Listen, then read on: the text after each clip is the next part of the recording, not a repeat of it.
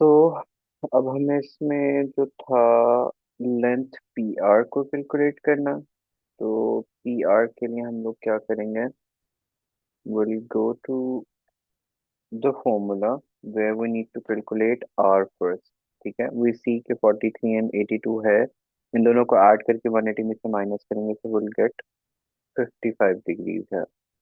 अब sign formula लगा लेंगे। Sine 55, opposite side 64, 6.4 sorry, and then sine 82 and opposite side हमें कैलकुलेट करनी है which is P R. Rearrange करेंगे formula and will get P R R 7.74। Moving on to the next question, bearing का question है। Videos के अंदर मैंने सारे लेक्चर्स अपलोड किए हुए हैं, रिव्यू फ्रॉम देयर।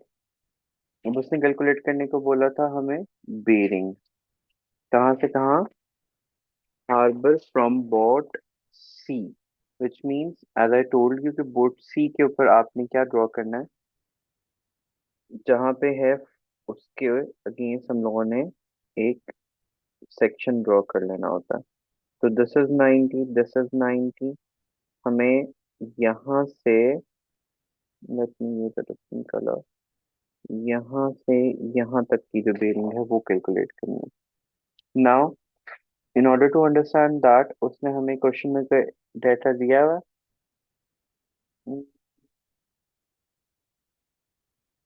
हमारे पास यहाँ से यहाँ 90, 180 एंड ये एंगल हम लोगों को कैलकुलेट करना है। ठीक है, अगर हम यहाँ से जाएं यहाँ तक, इस पोर्शन तक, मैं कलर को चेंज कर लेता हूँ, ये वाला पोर्शन। ठीक है, ये भी 90 बन रहा है, तो 90 प्लस 90 प्लस 90 कितना होता था, 270। अब अगर मैं 270 में से ये वाला एंगल माइनस कर दूं, -225 कर दूं, तो मेरे पास ये वाली बेरिंग आ जाएगी। अब गौर से देखना कौन सी वाली बेरिंग जो हमें एक्चुअली में कैलकुलेट करनी है, ग्रीन कलर कोड से यहाँ तक की। तो 270 -25, this would give me 245। I hope you understand that. तो उसने कहा show that the angle is 100 degree, sorry 100 degrees. अब सी बी एच, यानी हमें ये एंगल कैलकुलेट करना है एंड हमें ये शो करना है कि दिस इज 100 डिग्री, 100। अब हम यहाँ पे एक काम कर सकते हैं कि अगर हम इसको यहाँ से यहाँ ड्रॉ करेंगे, 90 डिग्रीज हो गया। ये वाला एंगल हम लोगों को, हमने चूंकि इक्वली स्प्लिट किया है, तो 90 -25, और हमारे पास यहाँ पे वाला एंगल जो है वो नीड टू कैलकुलेट दैट, ये भी 90 होगा हमारे पास। तो 90 एंड 55 हमारे पास यहाँ से आ गया, एंड इस पूरी ट्रायंगल का हमारे पास ये 55, ये 25, एंड ओवरऑल हमारे पास कितना होता है, 180।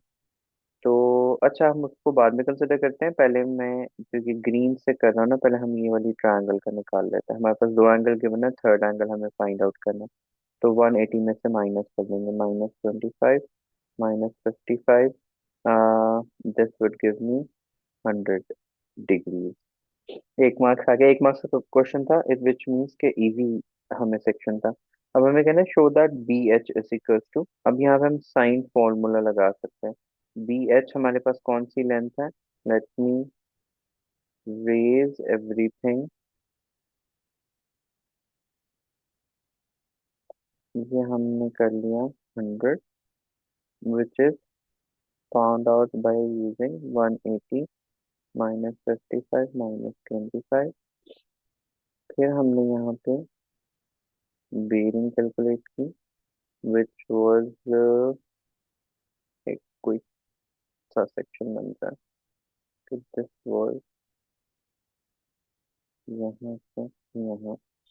तो आई subtracted 270 from 25 to calculate the bearing to be 245 degree. ना मुझे ये लेंथ कैलकुलेट करनी है और प्रूव करना है 13.7।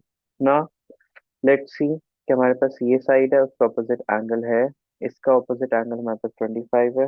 हम लोग इसको कैलकुलेट कर लेंगे।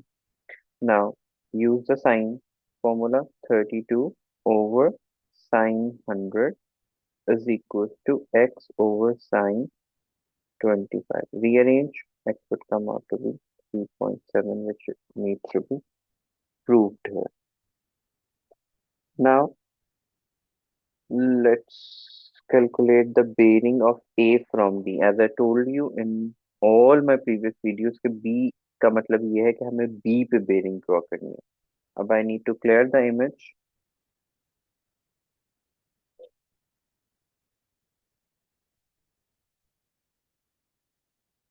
so that हम इसको हम एक्सटेंड कर लेते हैं। ये आ गया। हमें यहाँ से यहाँ तक जाना। अब हमें पता है, हम लोग उसके लिए हमारे पास 100 भी है, ये 90 है मेरे पास, ये पूरा एंगल यहाँ से यहाँ तक 100 था। हमें जस्ट ये एंगल फाइंड आउट करना है, हमारे पास बेरिंग आ जाएगी। ठीक है। अब हम इसमें एक और काम भी कर सकते हैं कि हमारे पास ये 13.7 था, ये मेरे पास 32 था, और ये 14 है मेरे पास, ये 11 किलोमीटर है। अगर मैं ये कॉस का फॉर्मूला लगा के कैलकुलेट कर लूँ तो भी मेरे पास आसानी हो जाएगी। अब क्या फॉर्मूला लगेगा? 14 का स्क्वायर इज इक्वल टू 11 का स्क्वायर प्लस 13.7 का स्क्वायर। मतलब नीट करके लिखता हूँ, 11 का स्क्वायर प्लस 13.7 का square minus 2 into 11 into 13.7 into cos of theta. अब इसको मैं उधर ले जाता हूँ, ये हो जाएगा 11 का स्क्वायर प्लस 13.7 का स्क्वायर माइनस 14 का square over 2 into 11 into 13.7 is equal to theta, और इस सब का कॉस इनवर्स, वही जो रेगुलर रूल होता है हमारे पास। तो the angle I get is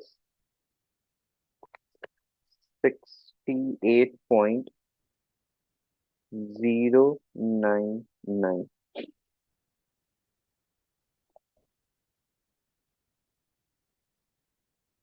तो हमारे पास क्या एंगल आ गया? 68.99 हमारे पास एंगल आ गया 14 की ऑपोजिट साइड का। अब हम लोगों को क्या करना है? हमारे पास कौन कौन सा एंगल गिवन है? हमारे पास 245 गिवन था, ये सी वाला, एंड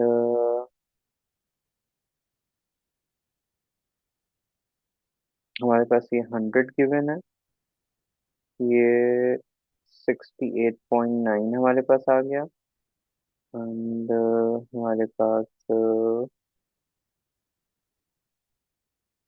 ये वाला एंगल जो है वो 90 है। तो इन सबको हम ऐड कर देंगे, तो 100 plus 68.099 plus 90 is equal to 258 degree. Let me change the colour और मैं बता दूं, यहाँ से यहाँ कितना था? 90, यहाँ से यहाँ कितना था? 100, और यहाँ से यहाँ कितना निकला? 68.09। पुट किया, रखना, आंसर निकाल लिया। नेक्स्ट इज हमें कैलकुलेट करना है at 1 p.m. boat C sails 32 km directly to the harbor at a speed of 10 knots. Calculate the time when boat C arrives at the harbor and 1 knot is equal to 10.58। हमें क्या calculate करना है? Time calculate करना है। Speed is equal to distance over time का formula लगा देंगे। Distance उसने हमें 32 किलोमीटर दिया हुआ है, स्पीड उसने 10 नॉट्स दी हुई है, और 1 नॉट उसने बोला 1.852 किलोमीटर की इक्वल होती है। तो 32/x रीअरेंज करेंगे, x would come out to be 1.727। अब हमने चूंकि जो था ये आवर्स में हमारे पास आंसर आया, हमें मिनट्स में जाना था, तो हम इसको मल्टीप्लाई में क्या कर देंगे, 1 आवर एंड 1 आवर एंड 7 को हम कन्वर्ट करेंगे मिनट्स के अंदर। तो 0.727 मल्टीप्लाई बाय 60 जो है वो बन जाता है 44.67। तो ये बन जाएगा 1 आवर 44.67। तो हमने टाइम हमारे पास क्या था, 1 PM। 1 PM में हम इसको ऐड कर दें, तो 1 PM ऑलरेडी था, उसमें 1 आवर 2:44 को ऐड कर दें, तो ये 2 आवर्स 44, सॉरी 2:44 PM बन जाएगा।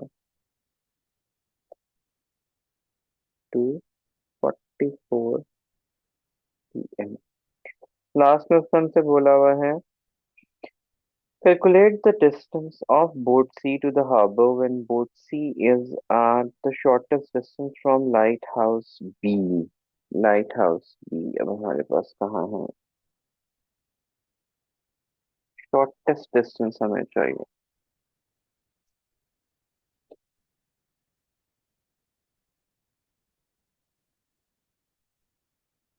विच मीन फिर मैं यहाँ से ट्रायंगल ड्रॉ करता हूँ, तो ये शॉर्टेस्ट डिस्टेंस मेरे पास x बनेगा। तो भाई अब हमें क्या करना है, कॉस का एंगल लगा लेते हैं, ये 90 का एंगल है हमारे पास। तो cos is equals to base over hypotenuse, and 13.7 हमारे पास था hypotenuse। तो ये हो जाएगा base is equal to cos 55 into 13.7। तो this would give me 7.857 kilometre. शुक्र है क्वेश्चन कंप्लीट हुआ। Next we have as a very easy question. इसमें देखें, calculate the angle P N M, which is P N M हमें calculate करना। यहाँ से हम लोग इसको ज्वाइन कर देंगे, एंड यहाँ से हमारे पास ये आ जाएगा। तो सबसे पहले हमें ये कैलकुलेट करना।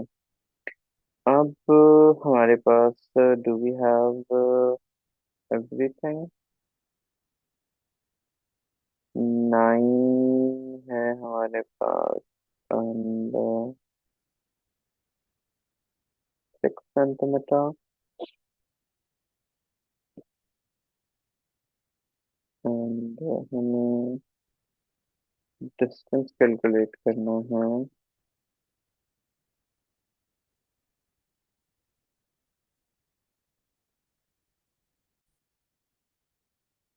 अच्छा जी, ये हमारे पास टोटल डिस्टेंस 8 है, तो ये हाफ कितना बन जाएगा, 4 सेंटीमीटर। ये मेरे पास 9 है, तो इंजन थीटा लगा देंगे, 9/4 बन जाएगा। थीटा इज इक्वल टू मेरे पास आ जाएगा 66.04। नेक्स्ट उसने कहा है कि हमें बी एम जो है ये वाला लेंथ प्रूव करना है कि कितना आ रहा है हमारे पास। अब यहाँ पे हमारे पास कौन कौन सी लेंथ गिवन है, हमारे पास ये 6 सेंटीमीटर हो जाएगा, राइट। तो हमें बी एम को कैलकुलेट करना है। It's going to be √6 square plus 8 square is equal to 6 6 36, 64, and this is going to be 10, तो ये टोटल लेंथ आ गई, उसको डिवाइडेड बाय 2 कर देंगे तो 5 सेंटीमीटर आ जाएगा। बिकॉज हमने ये पूरी लेंथ कैलकुलेट की है, तो ये वाली ट्रायंगल कंसिडर की थी हम लोगों ने। तो ये पूरी 10 आई, ये 6 सेंटीमीटर थी, और हम लोगों ने 10 डिवाइड बाय 2 करके बी एम निकाल लिया। अब तो calculate the angle between the H P B and the base A B C D. अच्छा, हमारे पास बी एम भी आ गया है, टोटल लेंथ हमारे पास ये है। उसने कहा P B which is this, let me change the colour code. P B मेरे पास ये है, एंड द बेस उसने बोला है A B C D, this A B C D. तो हमें क्या चाहिए,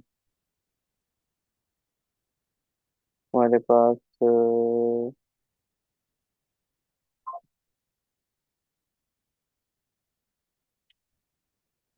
do we have everything,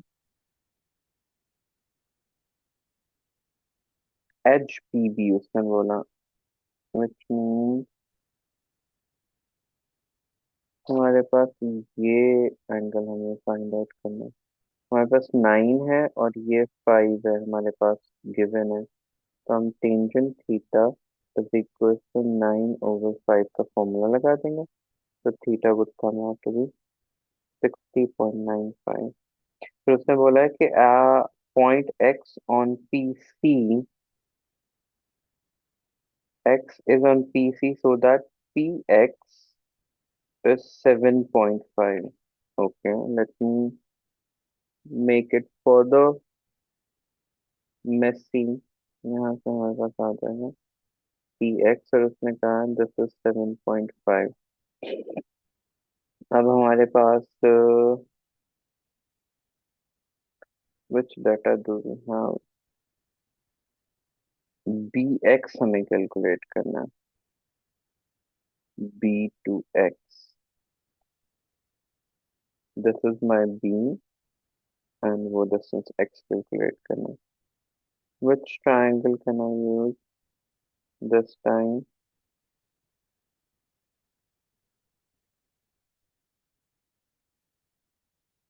B X के लिए मेरे पास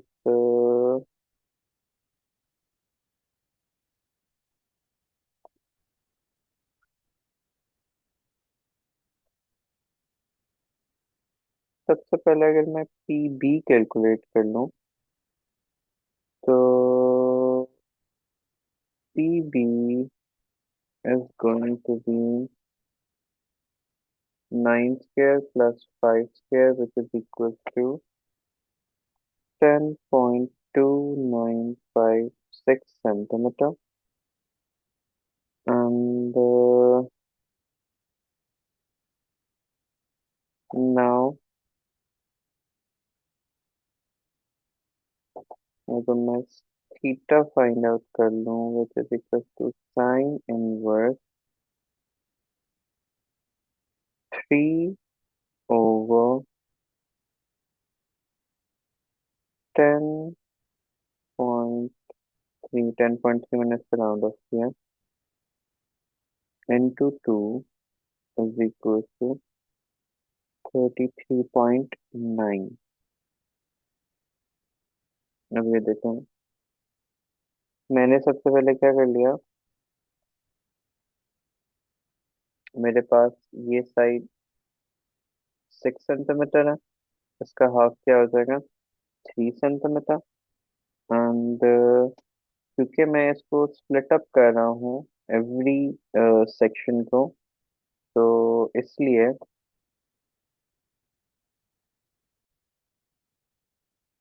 थोड़ा सा मैं यहाँ से रेस करता हूँ, ताकि आपको एक और पॉइंट समझा सकूँ कि अगर मैं यहाँ से इधर एक लाइन ड्रॉ करता हूँ ऐसे, तो अगर मैं ये एंगल एक्स फाइंड आउट कर लूँ और ये वाली ट्रायंगल ले रहा हूँ, let me clear everything.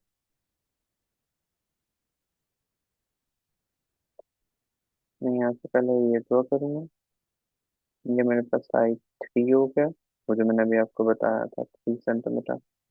P B मैंने अभी कैलकुलेट किया 10.3।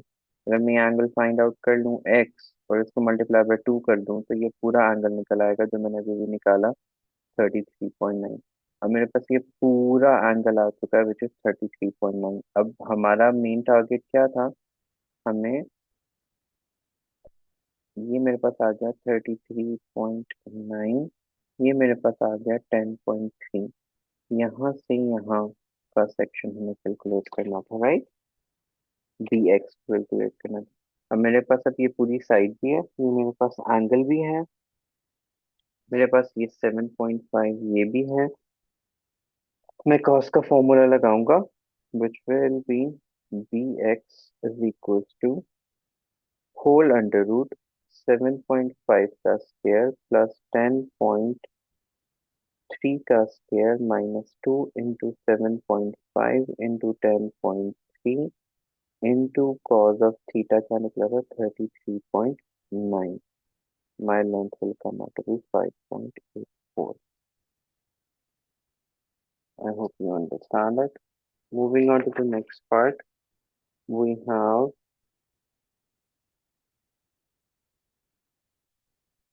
show that the angle ABD is equal to ACB। हमें ये एंगल आपस में फिल करना, तो हमें इन्हें इक्विलेटरल ट्रायंगल्स के अकॉर्डिंगली कंसिडर करना पड़ेगा। तो वो जो साइड एंगल साइड और वो वाली प्रॉपर्टीज होती हैं उनको प्रोटेक्ट करना पड़ेगा। Do we have any other information? No.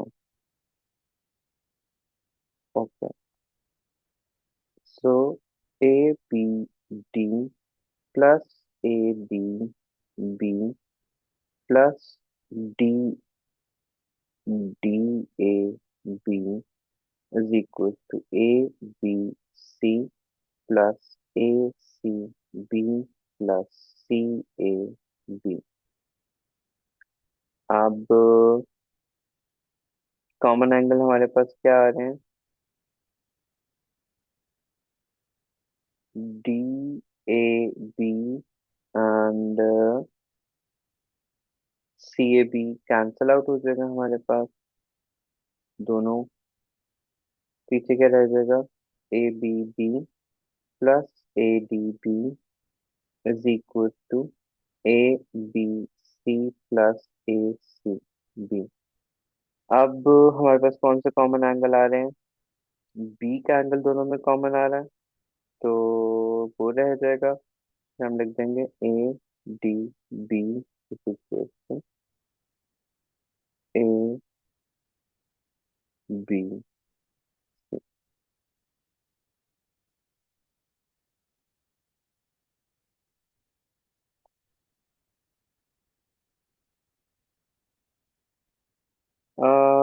Complete the statement.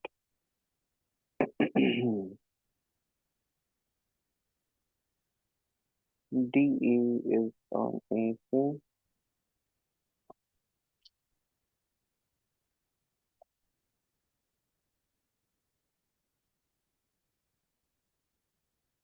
ए तो कॉमन आ रहा है ना दोनों में, दोनों ट्रायंगल्स में ए कॉमन आ रहा है। हमें बी डी और सी बी को इक्वल पुट करना था।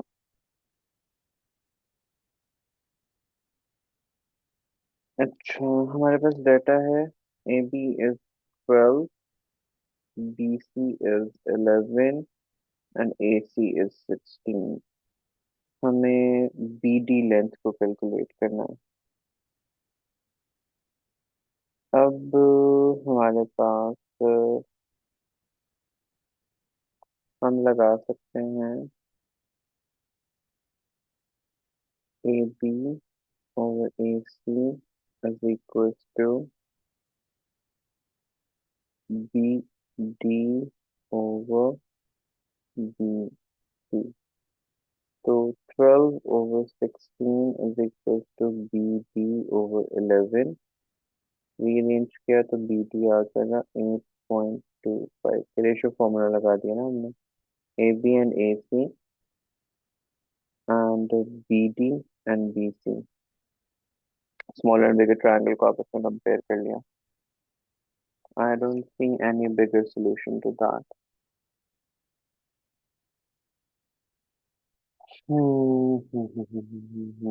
अच्छा, इसके अंदर ना, ये जो मैंने ऊपर एंगल कंपैरिजन किए हैं, इनके अंदर ये भी हो सकता है।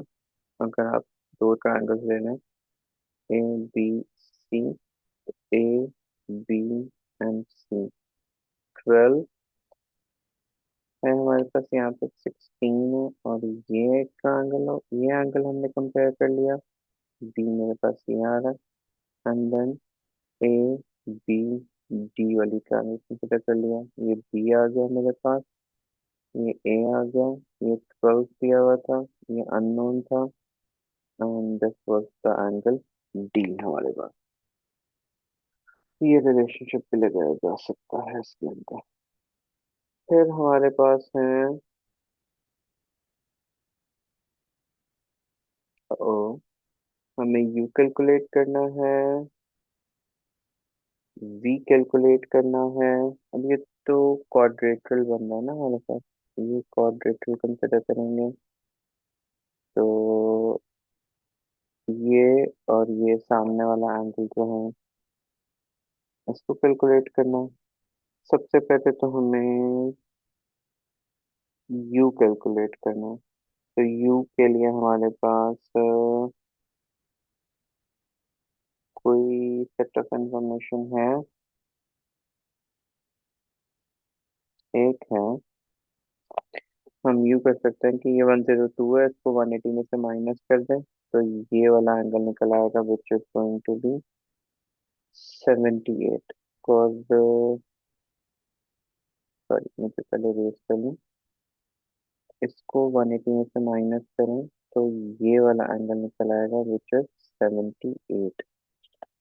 अब हम क्या कर सकते हैं कि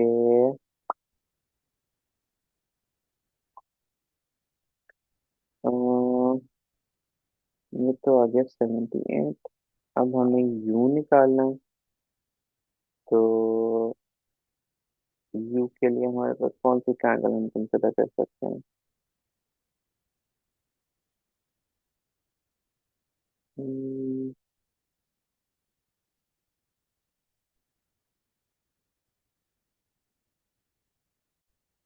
इस पे जरा देखिए कि जो एंगल BDC है, they have the same points as triangle और एंगल BAC। तो ये सेम सेगमेंट्स में आ रहे हैं, तो अगर ये 38 है तो ये भी क्या होगा, 38 ही होगा हमारे पास, ठीक है। Because angles in the same segments are equal. आपको याद होगा ना, तो किस तरह की शेप बन रही होती है हमारे पास, तो ये और ये आपस में इक्वल होते हैं। तो उस हिसाब से हमारे पास, क्योंकि दोनों ही जाके मीट कर रहे हैं उसके ऊपर, क्या कहते हैं, कोड के ऊपर, तो यहाँ एंगल इक्वल होंगे। अब हमने V को देखना था, तो V के ऊपर आप फोकस करें, तो जो हमारे पास ये लेंथ है, BC, और जो हमारे पास CD लेंथ है, ये दोनों हमारे पास क्या है, इक्वल है, ठीक है, एज अ बीम। तो एंगल जो BAC होगा, it should be equal to CAD। तो ये वाला एंगल भी हमारे पास क्या आ जाएगा, 38 हमारे पास। दोबारा सुन लें कि ये लेंथ और ये लेंथ आपस में इक्वल है, ठीक है। If this length is equal, तो अगर हम लोग यहाँ से एंगल्स बनाएं, which is BAC, if this is 38, तो ये वाला एंगल भी क्या होगा, 38 होगा। अगेन वही वाला कॉन्सेप्ट जो हमने ऊपर लगाया है इन दोनों के लिए, कि ये वाला कॉर्नर एंड ये वाला कॉर्नर, जो सर्कल थ्योरम का रूल होता है, वो इक्वल। सिमिलरली ये भी क्या होगा, 38 डिग्रीज, ठीक है। अब ये आ गया मेरे पास 38, ये आ गया 38। अब इसमें हम लोगों ने अगेन साइक्लिक क्वाड्रेटिल का फॉर्मूला लगा देना है, ये वाला कंसिडर कर लेंगे। आमने सामने वाले 180 के इक्वल होते हैं, माइनस कर देंगे तो क्या आ जाएगा, 78। This wasn't required at that moment, पता नहीं मैंने इसको क्यों कैलकुलेट कर लिया। हाँ, एक काम किया जा सकता है कि अगर हम लोग ये साइक्लिक क्वाड्रेटिल कंसिडर कर लें, ठीक है, अ, ये वाला ये वाला साइक्लिक क्वाड्रेटिल कंसिडर कर लें। अब मेरे पास जो है, ये एंगल हमें निकालना, ये मेरा क्या आ गया था, 78 मैंने निकाल लिया था, ये 38 आ गया था मेरे पास, ठीक है। डब्ल्यू भी 78 आ गया था मेरे पास, ठीक है। अब ये वाला एंगल और ये वाला एंगल, नहीं, I guess we should not complicate things, हमारे पास इनफ डाटा है। अब हमारे पास ये कितना था, 78, ये कितना था, 38, ये कितना था, 38, ठीक है।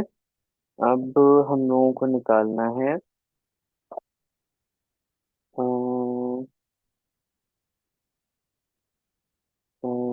38 है मेरे पास, 38 है, 78 है, मैं एक्स को कैलकुलेट करना है। तो इसके लिए हम लोग क्या करेंगे,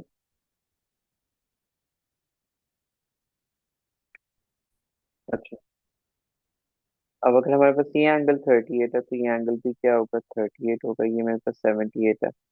अगर मैं ये ट्रायंगल कंसिडर कर लूँ तो 180 में से माइनस कर देता हूँ इसको, 180 माइनस 78 प्लस 38 प्लस 38, दोबारा ऊपर ले देता हूँ, वहीं पे लिख देता हूँ ताकि आप लोगों को इजी रहे।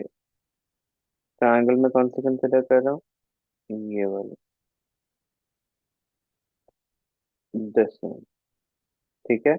इफ दिस एंगल इज 38 तो ये भी 38 होगा, ये 78 था तो ये दोनों ऐड हो गए, ये ऐड हो गया, इसको इन तीनों को ऐड करके 180 में से माइनस कर दूंगा तो एक्स आ जाएगा। तो 180 minus 78 plus 38 plus 38 is equal to 26। अच्छा जी, अब इसके अंदर अगेन हमने एक लॉजिक लगानी है, ठीक है। अगर हम यहाँ से एक लाइन ड्रॉ करते हैं तो ये भी रेडियस है, यहाँ से रेडियस का एंगल कितना आ रहा है, 2m, तो ये भी क्या होगा, 2m। ये मेरे पास जो एंगल है ये भी क्या बनेगा, 2m, ठीक है। और अगर ये 2m है तो ये मेरे पास क्या होगा, m होगा हमारे पास। और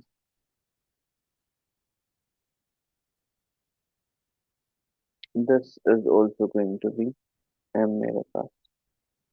अब लॉजिक हमने लगा लिया, हम एक ट्रायंगल कंसिडर कर लेते हैं, कोई भी एक ट्रायंगल कंसिडर कर लेते हैं हमारे पास। आ, तो ये आ जाएगा 2m is equal to 180, 5m is equal to 180, m is equal to 180 divided by 5 is equal to 30। अब दोबारा देख लो हमने उसको किस लॉजिक से लगाया, ठीक है। अब ये मैं रेट कर लेता हूँ, देखो यहाँ ये रेडियस, ठीक है, और ये कॉर्ड, क्या एंगल बना, 2 है। अब अगर मैं यहाँ से ये रेडियस लेके आता हूँ, ठीक है, ये रेडियस हो गया एंड ये कॉर्ड हो गया, तो ये एंगल भी क्या बनेगा, 2m, ठीक है। सिमिलरली अगर मैं, ये रेडियस है और ये भी रेडियस है, देखो ये भी रेडियस है, ये कॉर्ड है, ये रेडियस है, तो ये क्या एंगल बना, m। तो ये कॉर्ड और ये रेडियस, तो ये एंगल क्या बनेगा, m, ठीक है। सिमिलरली ये रेडियस है एंड ये रेडियस है हमारे पास, तो ये वाला एंगल हमारे पास क्या बनेगा, ये दोनों हमारे पास रेडियस आ रहे हैं, ठीक है। This is my radius, this is my radius as well. बहुत ही फ्रेंड लग गया। यहाँ से मैं रेडियस पे आता हूँ, रेडियस एंड कोड का एंगल क्या बन रहा है, ये कॉर्ड था, रेडियस का एंगल कितना बन रहा है, रेडियस एंड को, ये भी रेडियस है मेरे पास। ठीक है,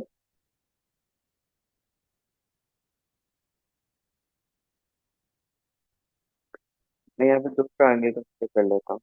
ठीक है, अब देखते हैं, आर ओ पी हमें फाइंड आउट करना है, plus O P Q is equal to P Q R plus Q R O. अब आर ओ पी मेरे पास नहीं है, इसी जगह पे मैं एक्स लिख दूंगा। O P and Q is M is equal to P Q and R is M plus Q R O is two M. ठीक है, हाउ डू आई नो कि ये एंगल है, तो ये आइसोसेलेस ट्रायंगल्स बन रही हैं दोनों, क्योंकि रेडियस हमारे पास आ रहा है एंड कोड आ रहा है। ये भी रेडियस एंड कोड था, तो ये एंगल एम था, मैंने आपको पहले ही बता दिया। तो ये मेरे पास क्या बन जाएगा, पूरा पी क्यू, ये पूरा एंगल तो हमारे पास बन गया 3m। तो 3m प्लस 2m, तो x आ जाएगा 4m के इक्वल। तो ये मेरे पास पूरा क्या आ गया, 4m। तो अब हमारे पास सारे एंगल्स गिवन है, तो हम इसको 360 is equal to m plus 3m plus 2m plus 4m। ये देखो, 2m, 3m, m and 4m is equal to 360 is equal to 10m, m is equal to 360 over 10 is equal to 36। तो दोनों तरीकों से मैंने आपको करके दिखा दिया है। ये तो अभी भी किया, और उससे पहले वाला सेक्शन मैंने कवर अप करा दिया था। अब नेक्स्ट है, उसमें हमें एंगल पी कैलकुलेट करना है। तो पी हमारे पास क्या आ रहा है, हमारे पास कोई लॉजिक है यहाँ पे। आई गेस ये पूरा 180 का बनता है, तो ये 148 हो जाएगा हमारे पास। एंड क्यू हमारे पास जो है वो 90 डिग्री बन रहा है, ये एंगल। तो क्यू को हम कैसे कर सकते हैं,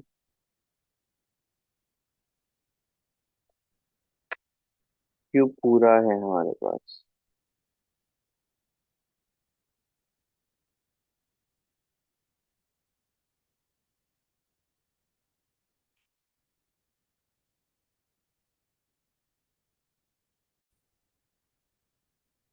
ये एंगल भी 90 बनेगा। ये एंगल मेरे पास जो है 32 बनेगा। ठीक है, और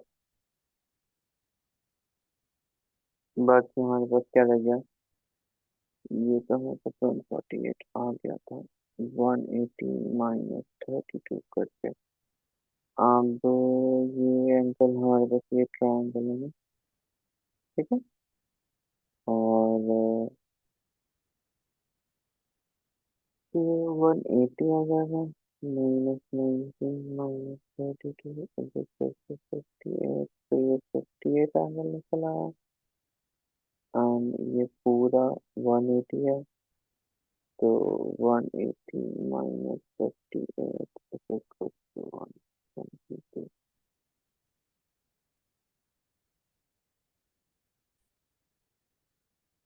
फिर टी जो है ये से बिल्कुल सामने बन रहा है, तो ये भी 148 ही होगा। अब एंड में हम फॉर्मूला लगा लेते हैं, n-2 इंटू 80 का। तो 6 साइड्स हैं, तो 4 इंटू 180 हो जाएगा। Is equal to 720। अब सबको ऐड करो। Plus 148 plus 122 plus 90 plus 148। तो एक्स आ जाएगा 1060 148 720 सबका आया था। अब ऊपर ले देता हूँ। ये 148 था, ये एक्स प्लस 148 प्लस 90 प्लस ये कितना निकला था 122 इज इक्वल टू 720। ऐड किया, 720 में से माइनस किया, ये 2x हो जाएगा और डिवाइड।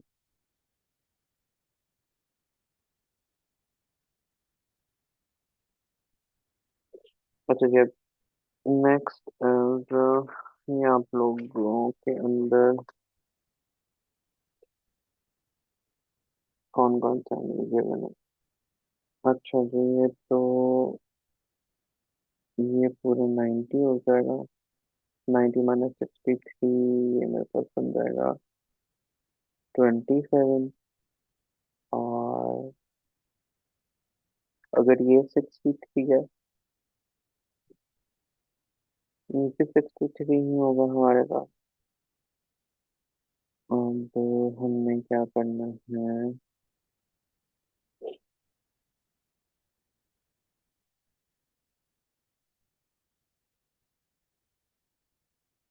y को कैलकुलेट करना। तो 63 आ गया हमारे पास। ये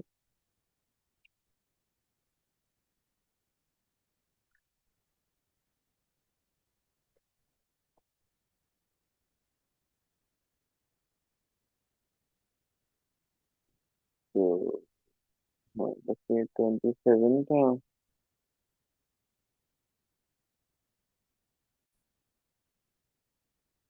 और ये भी कोड है, ये भी कोड है, तो ये भी क्या होगा 63। ठीक है, हमें अब ये वाई एंगल जो है वो कैलकुलेट करना है। अब अगर हम इस ट्रायंगल को कंसिडर कर लें, तो 180 minus 63 minus 63 is equal to क्या आ जाएगा 54। तब ये भी पूरा एंगल 63 ही बनेगा हमारे पास। ठीक है, cos 63 प्लस 27 हमारे पास ये क्या बन जाएगा 90। नहीं सॉरी, 90 नहीं बनेगा। हाँ 90 बनेगा। तो ये हमारे पास वो हो गया, क्योंकि अगर हमारे पास ये एंगल 90 है तो ये एंगल भी हमारे पास क्या होगा 90 ही बन रहा होगा। तो अगर ये 27 है तो ये 63 होगा हमारे पास। तो नहीं नहीं नहीं, I said very wrong, very very wrong.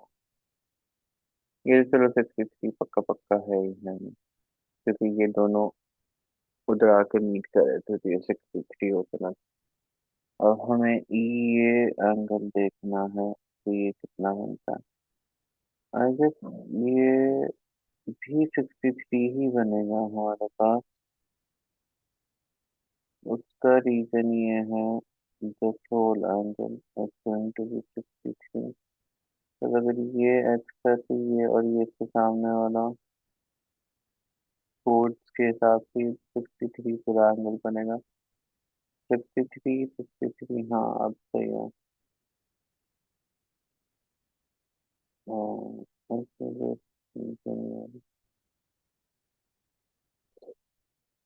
ये वाई था, ये हमें निकालना था। ये मेरे पास 63 था। हम्म, ये भी मेरे पास पूरा क्या है 53। ट्रायंगल बन गई ना मेरे पास, ये दो साइड आपस में इक्वल है, तो इक्विलेटरल साइड है हमारे पास। तो ये वाला आगे को 63 बनेगा। अच्छा, और हमारे पास ये भी हो सकता है 63, तो ये हम पहले लिख चुके हैं। एंड ये मेरे पास 27 था। तो उसको सही नहीं, इसलिए आज ट्रायंगल में रहा हमें था। हमें यही लेनी है।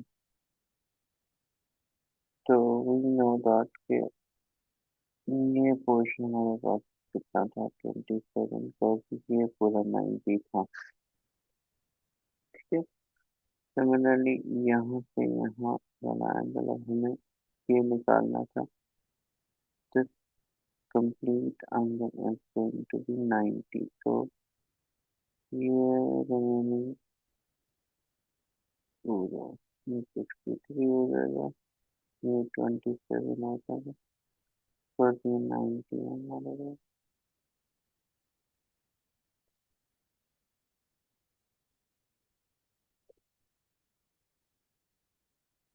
54 हो जाएगा। Y is 54, X is 63, so this is 27, this was 90, overall 180. Yeah, that's it.